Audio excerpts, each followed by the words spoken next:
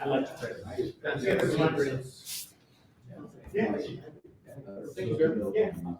I'll be mad to see you. Yeah.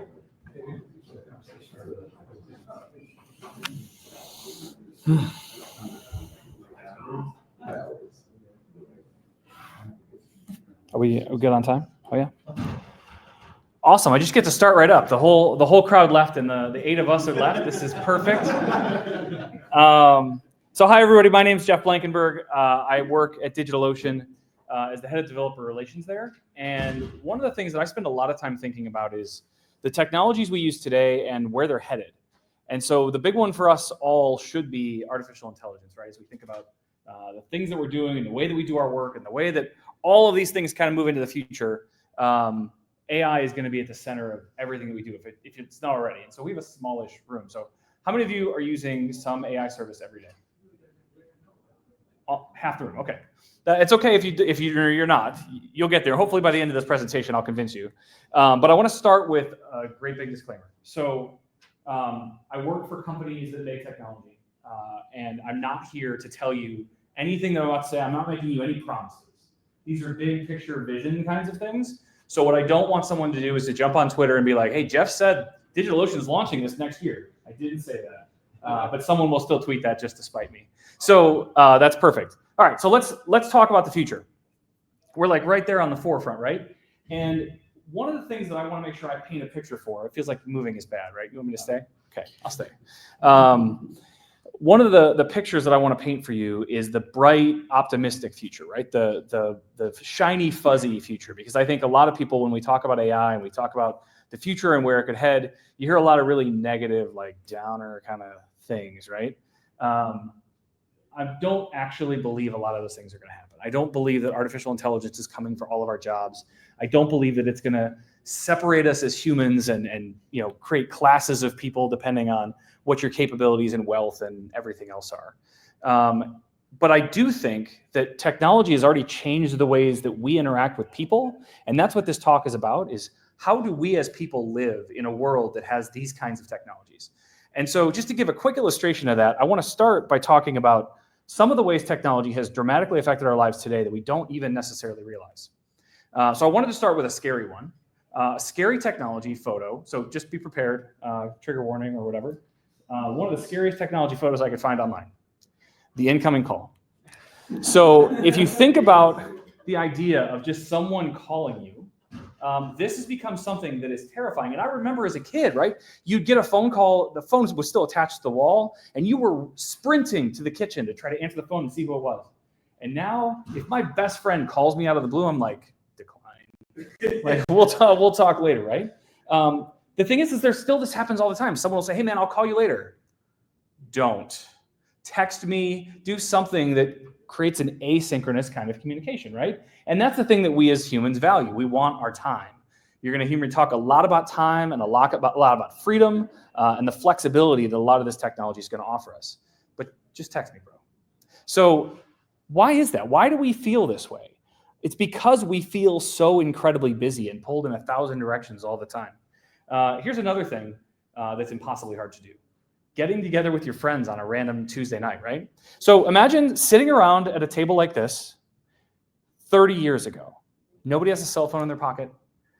Nobody has any technology with them at all, but you're having a good time. You're out having a couple of drinks and you're having a great conversation. Somebody says something like this. Hey, can anybody tell me what actor or actress has the most Academy Awards? And in a much larger room, there would already be people pulling their phones out, like, I gotta kind of know that now. But the point of all of this is that we used to sit around and just not know. We weren't gonna go to the library right then and go look through a book and try to figure it out. And we weren't, what we're gonna call the newspaper and ask them, hey, can you guys tell, like, you just agreed you didn't know that thing. And maybe you'd hear about it on the news or whatever, but we spent a lot of time just not knowing, because it was really hard to solve those kinds of problems. By the way, we live in an information age. People now have a thirst to know things. The answer is Katharine Hepburn. And here are the other ones that you might have thought of. Okay, so beyond that, if we think about all the different kinds of people and all the ways that we live our lives, we are very similar, but we're also wildly different. But we all have tons and tons of stuff in our lives that are affecting us, and thinking about all the things that we have to do today, tomorrow, next week, getting ready for the holidays, whatever it happens to be, it's all just floating around our head. And in many cases, it's really, really good. I'm excited about something I'm working on. I can't wait to see my family over the holidays. There's lots of really cool things that we can think about. When are we sending people to Mars, right? Like, these are all cool concepts I just want to think about.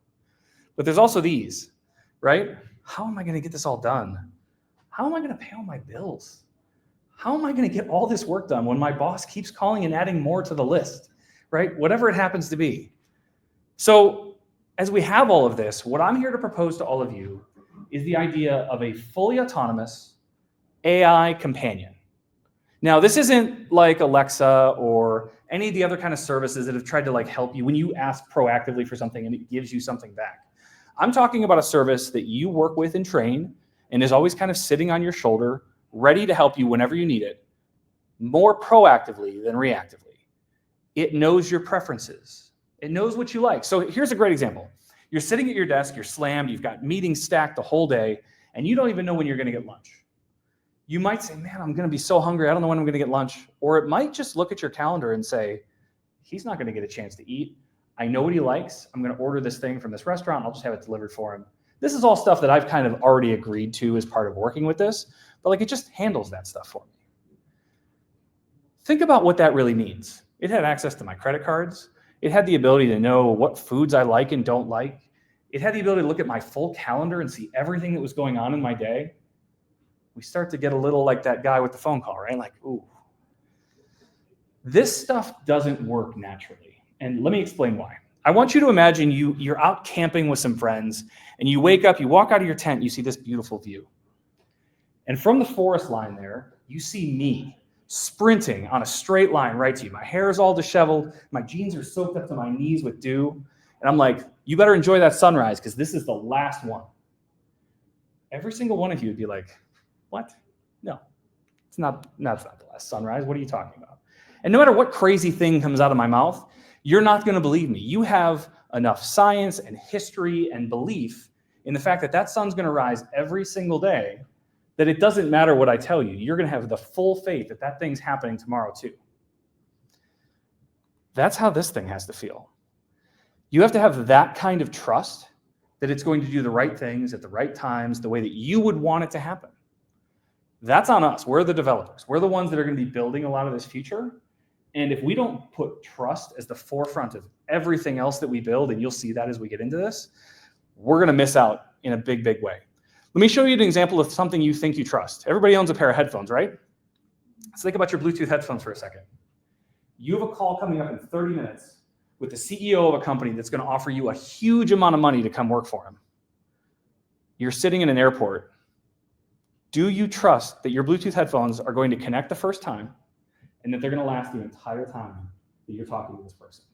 May make or break the whole deal. Do you guys trust your headphones? I don't. I have a set of wired headphones I use specifically when I need very reliable service, right? I know that this has to work. I can't let it fail. I love my Bluetooth headphones. They work most of the time, but not all the time. So as we think about all of those crazy things floating around in our head, right? We need to take a deep breath. I just need to step outside, get some fresh air. I'll go to the mailbox. I walk out to the mailbox, grab a couple of letters that came today, and all it starts rushing back in. Right now I've got bills in my hands. I've got things that I need to do. Apparently I need my driveway refinished. I don't know. There's all sorts of stuff in there. And now there's more things just floating, right? So let's talk about those bills for a second, because this is one of the ones that I get into a lot of arguments about with AI. If you think about how you pay your bills and manage your savings and your investments and whatever else you may have going on in your financial life, are you the most qualified person to do that? Almost everybody says yes. I have to make unique, subjective decisions about how I manage my money.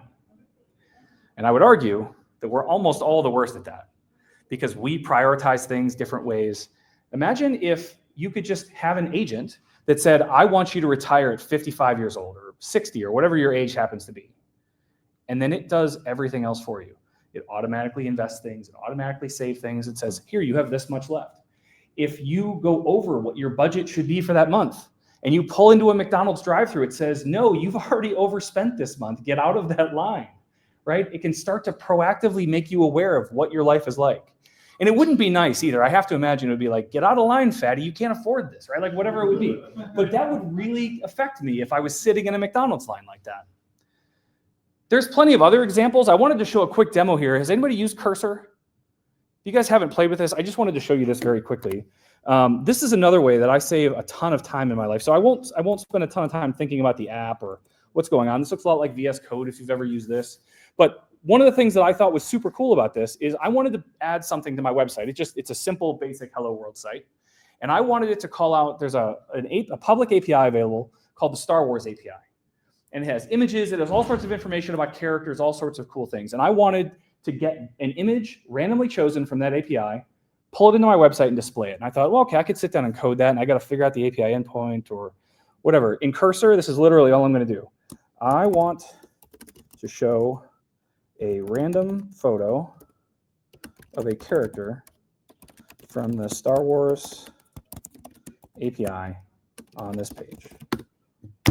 Told it to do that. It's like, okay, cool. Here's the API. Here's how the data works. Let's see. We're going to need a server-side example. We're going to need a little bit of code here. We're going to have to call that API. So all I'm going to do here is I'm going to hit an apply button. And it's going to, well, maybe I have to wait for it to finish. There we go. Please apply. Of course, it's the time that I want to demo it that I don't get what I want. Yeah, there we go. So it's going in. It's going to add this stuff. And then I'm just going to go ahead and save my file. Accept, please. Thank you. And I'm going to come back to my website and refresh it. Awesome. Okay, so I got an error. No, so this is good. So if we look at this stuff, what ends up happening, this did it a totally different way than I did it earlier today. Well, this is already taking too long. Is throwing an error. This is also very cool.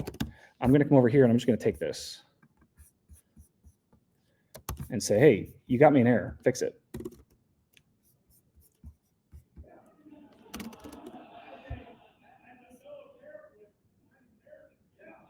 Yeah, so then do that, right? I'm not writing any code. I'm just having it fix it. And so I'm going to take this example, add this to my file, accept it, save, try that again. And still no. Anyway, it was a great demo earlier when I did it, but the idea here is that I didn't have to write any code. And what ends up happening is it writes the functions for you. It knows the API. It understands the endpoints. It even went through and iterated through all the random characters to be able to say, oh, there's 83 characters in this API, so I'm just going to pass it a random number from 1 to 83, so you get a new random character every single time. I love when a demo fails in presentations, though, so it's my absolute favorite. What's that? The demo that was successful, do the previous index? I don't. I wish I had saved that. I thought, oh, it worked so easily the first time. I won't have any worries with this. That's right. Anyway, Cursor is a good example, though, of being able to iterate quickly without having to know everything you need to do, right? You can just say, hey, this is what I want on this page. It generates a bunch of code for you. You may get an error. You can debug that error, but all of that stuff can happen without you having to write it all. But of course, obviously, I could go into that editor at any time and fix that stuff, and I will do that later. As we think of some of these other examples, though, of the way that AI is better than us, like I was talking about our bills earlier, another good example of this is chess, right? If you guys have followed the exploits of chess and AI, there aren't humans on Earth that can beat a computer at chess anymore.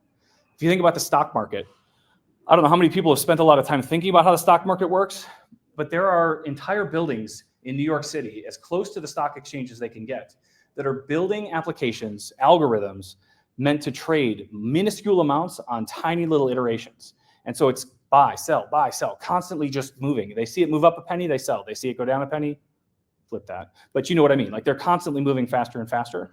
So much so that the stock exchange had to introduce miles and miles of new network cable inside the building because the rent of the buildings nearby was getting so expensive because the latency was the only thing slowing people down from making more money faster. And so they introduced a ton of latency and longer cables and delays so that the rent around the immediate vicinity of their building wasn't as crazy. On top of this, we have things like medicine, right? Doctors have been doing this for a very long time, and they're finding that while it shouldn't replace doctors, this is an incredibly useful tool for doctors to let them look at things like x-rays and CAT scans to evaluate what's going on. AI catches things that doctors don't always catch the first time. In more fun ways, if we think about baseball, They started this in the minor leagues a few years ago, and I would expect, certainly by the end of this decade, but probably in the next year or two, we're going to see umpires change how they work games. Today, umpires decide entirely on their own whether a ball is a ball or a strike. In a couple of years, they're going to have an earpiece, and a computer is going to tell them whether or not it's a ball or a strike. And they'll still do the same signaling to the audience. It probably won't look any different, but they'll never be wrong anymore because they'll have a defined grid on the field of lasers and sensors to let them know whether or not that ball actually passed over the plate. Going back to the telephone, how many of you have enjoyed ever calling your dentist? Anyone? Enjoy it. Yeah, it's like a good fun. My dad's my dentist, so maybe I can say I do. But I'm imagining most of you probably don't look forward to that, right?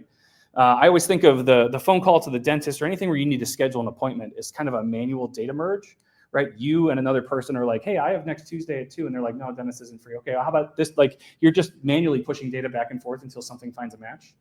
That is really what we do when we're on the phone with those folks. But imagine a situation instead where your assistant was like, hey, you have a dentist appointment next Tuesday. I didn't ask for one. Well, that's incredible. How did that happen? Well, it has access to my calendar, and it has access to my dentist's calendar's API, and it has access to my dental insurance plan, so it knows when I've been 6 months since my last cleaning. And it took all of those pieces of data, and then it just scheduled something on the dentist's calendar for me. That's incredible. I mean, that data exists today. Why don't we have things like this?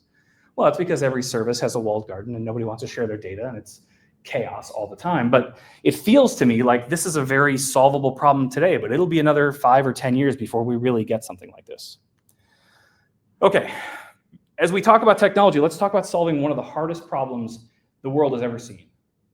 Scheduling an outing with other adults. Has anybody ever tried that? Like, hey, let's get a beer next Friday. Oh, my kid's got soccer. I got this thing. There's never a time you're getting 6 adults to the beach without any issue. It's always really, really hard. But what if instead, like that dentist appointment, you just saw on your calendar that you're getting together with some friends on Friday night? That would be mind-blowingly cool. Yeah, I want to go out with them. That sounds great. I didn't have to put any of the work in. I didn't have to worry about scheduling and all the nonsense. Yeah, sign me up.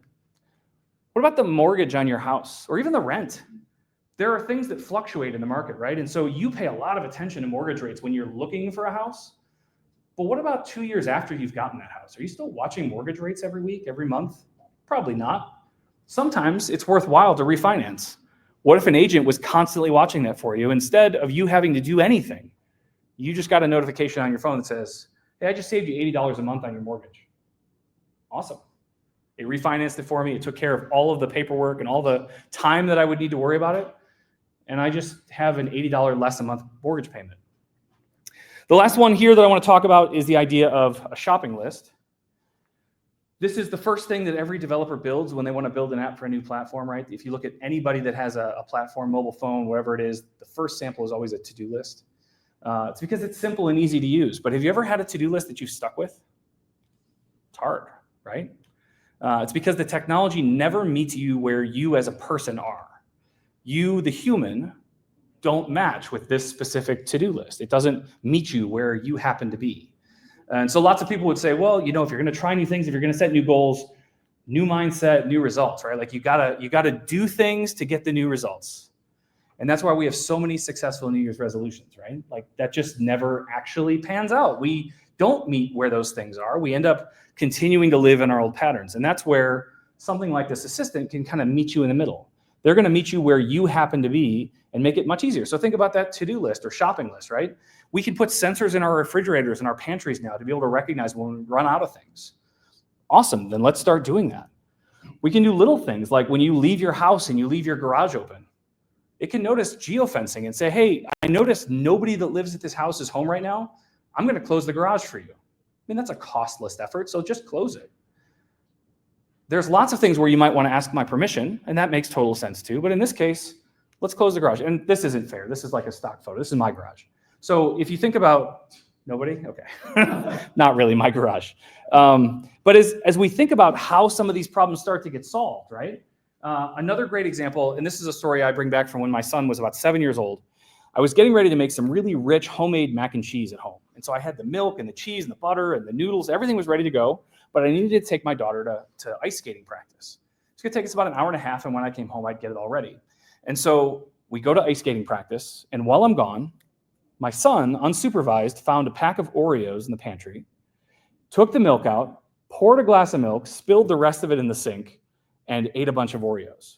And so now I have 0 milk, right? So when I come home, which I drove by 4 grocery stores from the ice skating rink to get home, to find out I have no milk, now I need to drop everything, go back out, get the milk, do the thing. With these sensors, with this kind of technology, we don't need to do that anymore, right? One solution might just be, hey, I saw you were out of milk. I ordered you some. It's on the way, right? Somebody delivers it right to my house.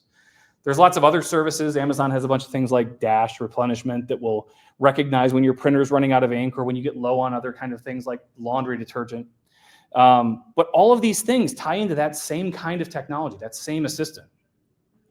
We're talking about the future, so let's pretend that I hop in my autonomous vehicle on a Saturday morning. I'm a bit of an early riser, so on the weekends I like to get up early, get stuff done. So let's say I get up at 7 o'clock and I've got a project in mind. So I'm gonna run over to Home Depot and I'm gonna get some stuff. So I hop in the car, I say, hey, go to Home Depot, and it's like, okay, cool, here's the map here. We're gonna go over to there. And I pull up and I see this. This isn't a hard problem, except that they don't open until 11. So now am I gonna sit here and wait?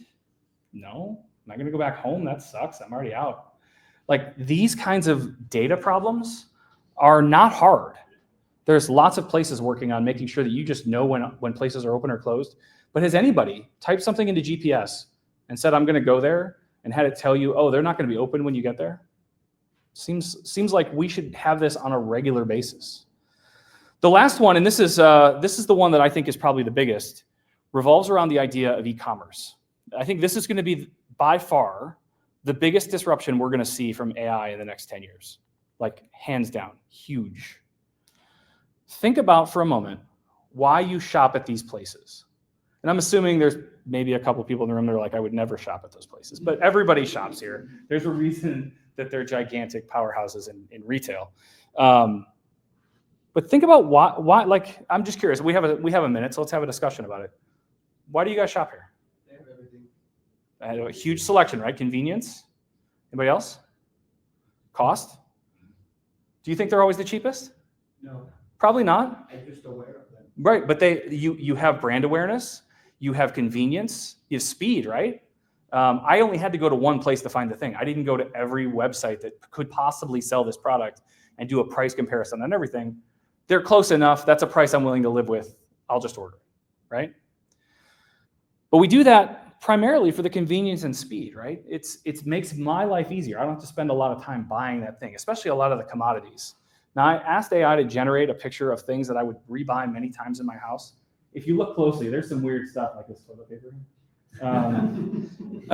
But it's a good, like, at first glance, this looks like, oh yeah, a bunch of things I might have in my house. So as we think about all of these kinds of products and being able to buy them and rebuy them and continue them flowing into our house, think about what an agent could do for us, right? Think about that computerized brain that knows what I like and how I like it and when I want it and when I'm low on things. Think of the time savings you would get alone from just saying, I don't want to deal with that anymore. I need this brand of toilet paper. This is the only toilet paper I ever want in my house, but I want to spend as little as possible and I never want to run out. Those are my rules. And then your house just starts to look like this more and more often. I didn't have to go to the store. I didn't have to spend any time thinking about it. All of a sudden, I have the things I need when I need them. The only step missing from this, of course, is the robot that puts this stuff away. But we'll get there. We'll get there. But I think that as we think about e-commerce, imagine allowing an agent to be able to shop the entire web all the time, constantly scouring and looking for the products you need at the prices you are willing to pay every single time. Sometimes it might be a recommendation, right? We think about the holidays that are coming up. Maybe you want to actually spend the time to shop for a nice gift for somebody. That makes total sense. But when you're buying dishwasher detergent, do I really want to spend the time to do that? I just want to have it. I don't really need the effort of going to the store and getting all of that stuff. So the question I wrote here in my notes was, would you trade a daily stack of packages for the time not spent in stores? I think I would. Okay. So we now live in this future, right? We have time to just sit on the beach and think and do what we want to do, read a book, watch the sunset. We're letting these agents do a lot of this heavy lifting for us. I mean, I mentioned the coding example, but I will tell you that I use something like OpenAI every single day. Hey, I need to start a document. Hey, I need to start an email. Do that for me. Now, I don't send the thing they wrote for me, but it's 80% of the way there. That's a lot less I had to write. That's a lot less time I had to spend doing it. So we, as the developers, the ones that are going to commit our code, right? We are the future of all of this. All of us are going to be working on projects like this very, very soon, if you're not already today. And I think the idea of building simple CRUD applications and basic core functionality kind of apps are going to start kind of needing to be elevated. Everything's going to have an element of AI, whether it wants it or not. And I think it will only end up helping people as this technology gets better. I continue to say that AI is as bad today as it's ever going to be. And so we should anticipate the great that it can come from. So with that, I will say thank you. This is my name. If you guys would like to find me, I'm literally everywhere. Thank you.